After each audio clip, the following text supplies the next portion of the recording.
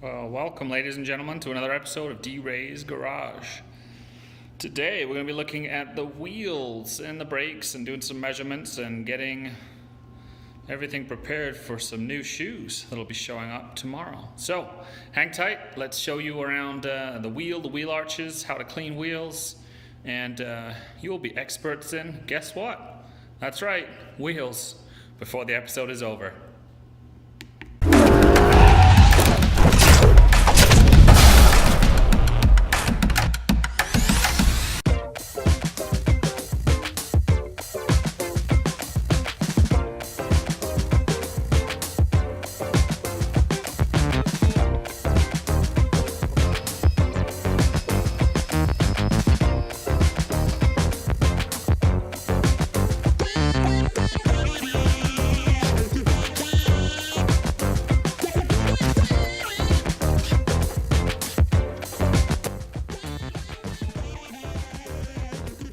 So I had a little attempt to clean in here.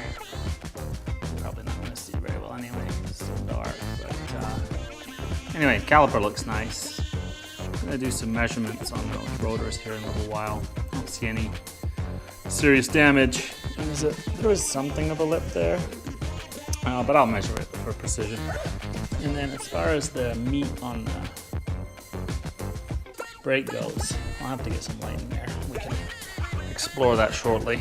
So, as you can see, we have a floating car, which I suppose if I got a quick check out of the way might look more impressive. And then hopefully you're not too blinded by the light here. So let's move on over to mid-project. You can see here a couple of the wheels have already undergone there. I'm getting new shoes cleaning. Looking pretty good. I mean, I'm not going to eat any lunch off of those anytime soon, but they look okay. Then over here, I'll kind of walk you through this wheel, just so you can see it from soup to nuts. I'll show you what I'm using here. You can see that one. It's already got a little bit of dwelling going on. It's dwelling in plum wheel cleaner. So you can see that on there. So much glare. Using this purple power, but pretty much any degreaser's useful in this effort. And then I don't want to say this is useless, so I won't, but I won't say anything else. And then we have a variety of different tools. The most valuable two are a detailing brush and then a wheel spongy deal with some abrasive face on it, so you can get some of these more stubborn behind the wheel stains off. And you can see, hopefully, from what you saw before in the clean ones, this is how essentially they started. And I do clean these relatively routinely as far as when I give the car a maintenance wash. But they gather some junk pretty quick, and we had an autocross a couple weeks ago, which is probably still sitting in there too. So sit tight and we'll get scrubbing.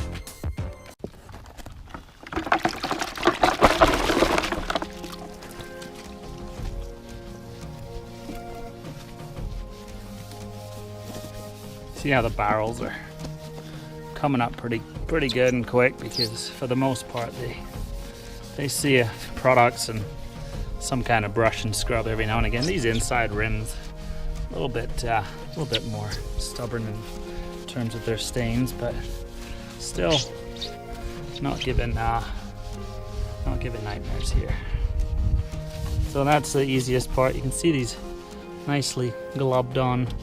Assuming they're bits of rubber or tarmac or something. Put some product on there to dissolve those, probably some Tarex, some Copperol or something like that. And then, you know, good old-fashioned elbow grease. Just get in there, do your thing. So the barrels, most cases I would think, are the least of your worries. It's right down here that the game gets real.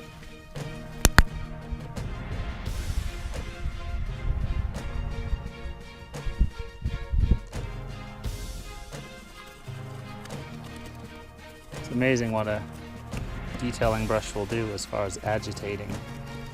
So this has had the ammo plum dwelling on there for probably 3 or 4 minutes, and it's probably not ideal out here in the sun, but I'm not going inside to junk up the garage either. So you can see it picks up pretty readily.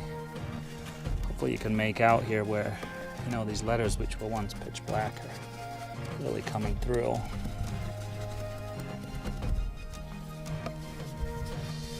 And essentially what you're doing is you're just trying to lift all this crud off, which is obviously ground in from heat and rubber and roads and all the other fun stuff they get to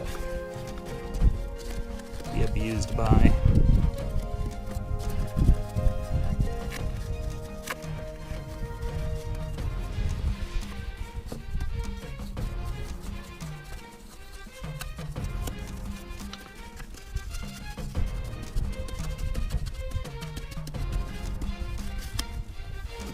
Next, I'm going to attack this with a sponge,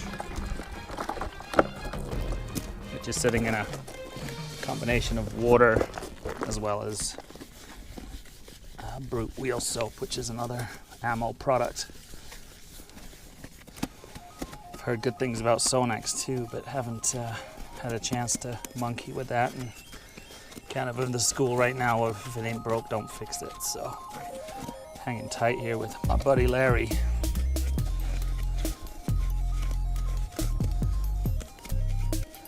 So hopefully you can tell that lifts pretty quick. I'm going to rinse this one off.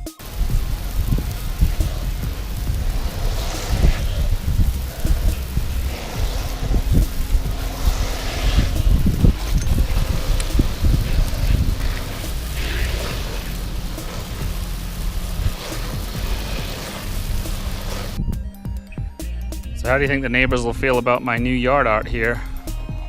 I think I'm onto something, especially in the postmodern era. I think this looks pretty spectacular. The problem I'm gonna have is, of course, I need these bad boys on that bad boy. So they're clean. I'm gonna give these calipers a quick clean. Similar thing. Gonna use by and large the same process, just a little bit of soapy water, and get those calipers all clean and shiny since I have access to them. So we're going to check out the front rotors here. So you can see, if I zoom in steadily and close, hopefully you can read where it reads min 26.0 mm. So that's minimum thickness 26 millimeters. So what that's telling you is if the rotor, this material side to side is 26 mils or less, it's time to start over. So these are flush, so I'm pretty sure we are good on the rotor front here, but let's just test out here and make sure that's the case. So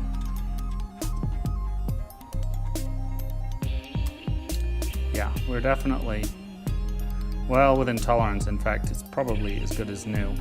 And if you can see on that brake pad right there, there's a ton of meat on that pad. So as far as the front brakes go, we're in good shape here. Let's head over to the back. So hopefully you can see we're now at the back, and plenty of meat on these brake pads still. However, there is a lip that you can feel on the rotor here.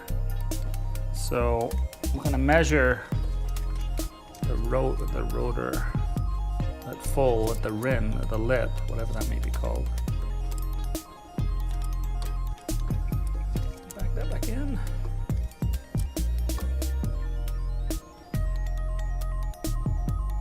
So it's right at 24, which I think is pretty much what the rears are supposed to be. So, well, sure enough, you put a little light on the situation and you can read again. So it's kind of dot matrixed into the metal here. You can see minimum thickness 22 millimeters. So I'm going to use a little magic trick here to get the distance between the actual rotors themselves as opposed to these lips. Whoops.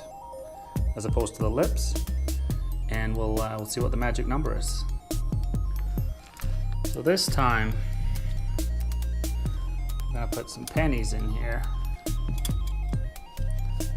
Get that thickness here between the pennies, which is showing at the flat, let me make sure,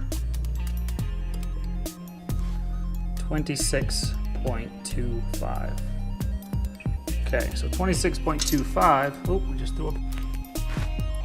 So now let's get the width of 2 pennies. Oh, and a bit of a finger. So we're looking at roughly 3 millimeters there. So if we take 26 1/4, that gets us to 23 1/4, and that means we're in tolerance. So we're probably got about, I don't know, a couple of good track days left and a few thousand miles. But brakes are good. Ready for some new shoes tomorrow.